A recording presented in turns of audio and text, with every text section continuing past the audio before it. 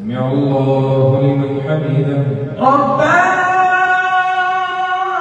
YouTube पे कल मैंने क्लिप देखा, उसमें कोई साहब तरावी पढ़ा रहे हैं और वो पीछे बंदे ने हाथ में माइक पकड़ा हुआ है, वो तकबीर कह रहे हैं अल्लाहु अकबर, फिर रब्बना लकल हम्द। लेकिन भाई ये तो नमाज में हरकत कसीर है, ये तो जायज थोड़ी है। ये कैसे नमाज में हाथ बांधना सुन्नत है, माइक पकड़ना सुन्नत नहीं है? किसी को चाहिए उनको समझाए, वरना ये पब्लिक में ये भी एक रिवाज नया चल पड़ेगा।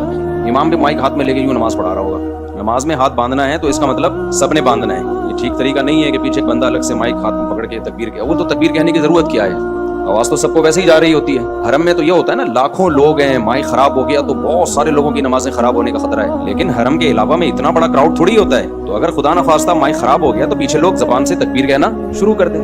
ये तरीका ठीक नहीं है, माइक हाथ में लेके पीछे अल्लाहु अकबर पूरा वो चले ठीक है, अच्छा चलो हरम की नकल है, लेकिन माइक हाथ में लेना ठीक नहीं है। नमाज में जो सुन्नत है हाथ बांधना है तो हाथ बांधे जाएं, नहीं है तो हाथ छोड़ दिया जाए। लेकिन कोई भी चीज नमाज में इस तरह से पकड़ना, ये तो हरकत कसीर में आता है ना। असल में इन चीजों पर फौरी तंबी ना होना तो फिर ये चीजें सोसाइटी में रिवाज पकड़ना शुरू कर देती हैं।